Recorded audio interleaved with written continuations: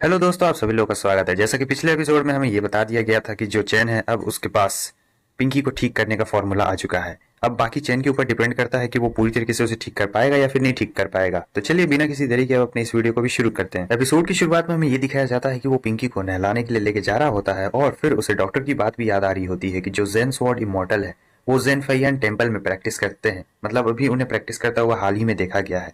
अगर तुम उनके पास मदद मांगने के लिए जाओगे तो वो पक्का मिस की मदद जरूर करेंगे। चैन सोच रहा था कि तुम बिल्कुल भी चिंता मत करना, मैं तुम्हें ठीक जरूर करूंगा।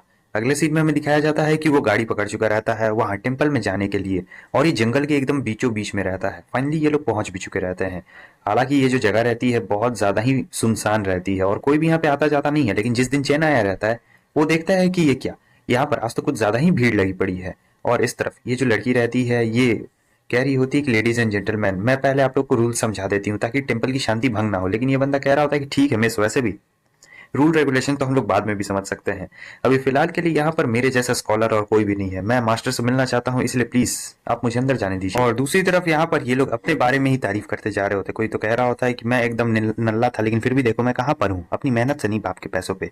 और दूसरा लोग भी यही कह रहा होता है, मतलब अपना तारीफ कर रहा होता है, जबकि वो लोग किसी काम के नहीं रहते हैं। और फिर ये कह रहा होता है कि आपको कोई सवाल जवाब पूछने हैं तो आप डायरेक्टली पूछ सकते हैं क्योंकि हमें मास्टर से तुरंत ही मिलना है। वो कहती है ठीक है, जो भी इस पहेली को सुलझा पाएगा मैं उसे मास्टर से मिलने की अनुमति दे दूंगी। और फिर क्या था, ये लोग हंस रहे होते, कह रहे होते हैं कि आखिर ये पहेली कितनी ज्यादा मुश्किल होने वाली है। ज्यादा मुश्किल नहीं होने वाली है, चलो मिल लेंगे आराम से। तब वो दिखाती है यहाँ पर एक बहुत बड़ी पहेली लिखी हुई रहती है जिसमें हंसने के बारे में कुछ रहता है। तो इन लोगों को हंसना था, पता नहीं कैसे हंसना था, लेकिन उसी तरीके से हंसना था जैसे म्यूजिक का रिदम बजता है। लेकिन कोई अच्छे तरीके से हंस नहीं पाता है, सभी लोग फेल हो जाते हैं तो जाने लगते, कह रहे होते हैं ये सब बकवास है, उस स्वॉर्ड इमॉर्टल से कौन मिलना चाहेगा। वैसे भी अगर तुमने इस पहेली को पास कर भी लिया तो फिर तुम्हें कितने किलोमीटर चलकर अंदर जाना पड़ेगा। तो लोग गुस्से में जा रहे होते हैं और इस तरफ से चिन अंदर आ रहा होता है और कहता है कि मुझे लगता है कि ये सही पहेली होगी। अचानक से वहां लाइट एकदम चमकने लगती है जब चेन पास करता है। ये लोग सोच रहे होते हैं कि आखिर ये कौन है, क्या ये लाइट इस टैलेंट के अंदर से आ रही है। तब वो लोग चेन से मिलने के लिए जाते हैं और फिर अपने अपने आप को इंट्रोड्यूस करवा रहे होते हैं। आगे वो लोग कह रहे होते हैं कि हम लोग बैचलर्स हैं और ये हैं। यंग मास्टर आप कौन है, हम आपके बारे में नहीं जानते, जरा बताइएगा। और इधर ये कह रहा होता है नहीं नहीं, मैं कोई बड़ा नहीं हूँ, मैं बस एक मॉन्क हूँ और कुछ भी नहीं, मैं बस ऐसे ही ट्रैवल करते रहता हूँ। तब वो लोग जाते कह रहे होते हैं कि हम लोग इसके बारे में कुछ ज्यादा ही सोचते हैं। दूसरा वाला कह रहा होता है हाँ, यहाँ पे जितने भी ज्यादा लोग आते हैं वो लोग बस अपनी किस्मत को आजमाने आते हैं और कुछ भी नहीं, बेकार ही तो रहते हैं ज्यादातर लोग। वो कहता है ठीक है अब हमें यहाँ से चलना चाहिए। लेकिन यहाँ पर चेन कुछ बोलता है, वो एक राइमिंग रहती है जो कि पहेली का जवाब रहता है। और आपको पता है वो लोग वहीं पे रुक चुके रहते हैं और जो चिन ने बोला होता है वो बिल्कुल सही जवाब रहता है। इसलिए वो जो लड़की रहती है चिन को कह रही होती है कि यंग मास्टर ये लीजिए आपका जेड कार्ड, आप आप मेरे मास्टर से मिलने के लिए वहां ऊपर टेम्पल में जा सकते हैं। चेन उसे कहता है कि तुम्हारा बहुत बहुत शुक्रिया। फिर वो लोग थोड़ी ऊपर जाते हैं, तब हमें उस टेम्पल को दिखाया जाता है जो कि बहुत ज्यादा ही बड़ा रहता है। मास्टर वहां पे नहीं रहते हैं, ये लोग आके यहाँ पर बैठते हैं और चेन कह रहा होता है क्या वो स्वॉर्ड में इमॉर्टल यहाँ पर आएंगे भी या फिर नहीं। वो लड़की कहती है कि मास्टर, और मैं उम्मीद करती हूँ कि आप लोग थोड़ी देर इंतजार कर लेंगे क्योंकि मेरे जो मास्टर है वो अपनी साधना में अभी खोए हुए हैं, तो वो थोड़ी देर के बाद आपसे मिलने के लिए आ जाएंगे। फिर वो चली जाती है। अब यहाँ पर इनके पास थोड़ा वक्त रहता है।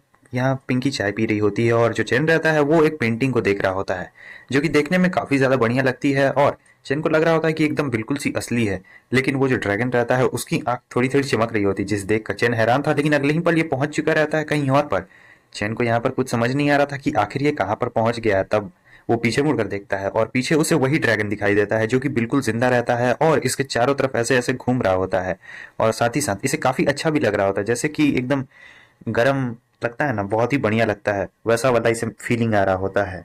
लेकिन अचानक से ये हीट कुछ ज्यादा ही बढ़ने लगती है जिसे ये सह भी नहीं पाता है और अचानक से यहाँ पर ये बेहोश हो गया था। पिंकी दौड़ कर आती है, कह रही होती है कि चैन ये तुम्हें क्या हो गया है।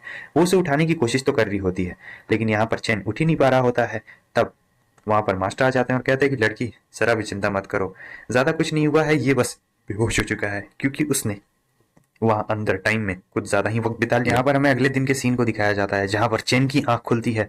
वो इधर उधर देखने लगता है कि आखिर मैं कहाँ पर हूँ, और उधर मास्टर हंस रहे होते, कह रहे होते चलो ये तो बहुत अच्छी बात है कि मेरी एक पेंटिंग की वजह से तुम अपने टैलेंट को अच्छी तरीके से समझ पाए हो।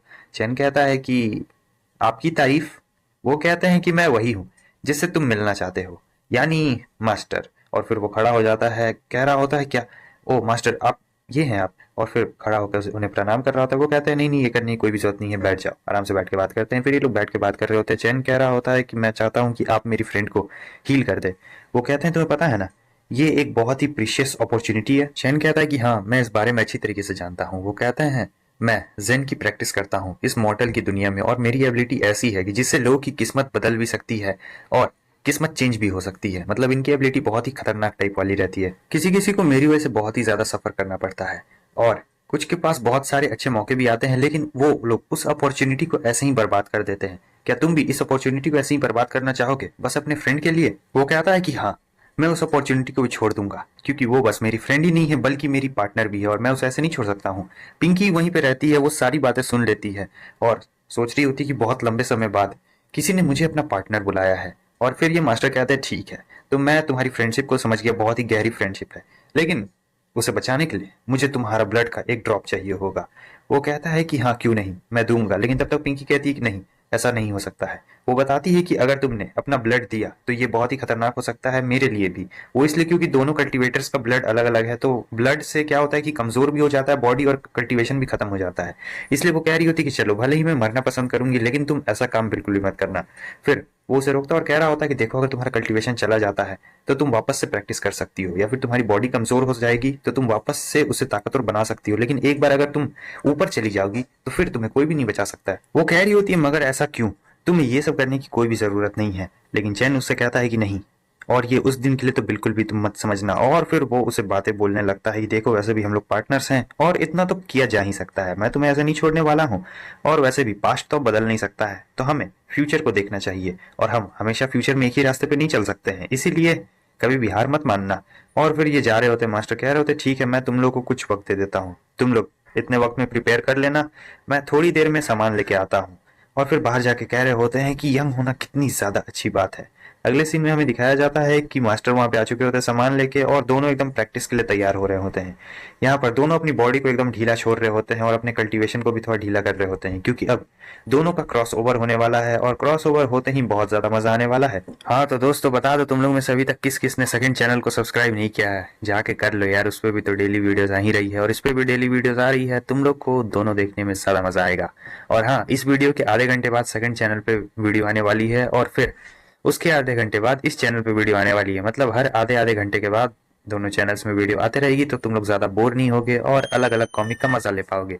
ठीक है, तो बस आज के लिए हमारा ये एपिसोड यहीं पे खत्म होता है। अगर आप लोग को वीडियो अच्छी लगती है तो लाइक कर दे, चैनल पे न्यू है तो सब्सक्राइब कर दे। यहाँ तक वीडियो देखने के लिए आप लोग का बहुत बहुत शुक्रिया। तो फिर मिलते हैं आप सभी से नेक्स्ट एपिसोड में, तब तक के लिए बाय बाय।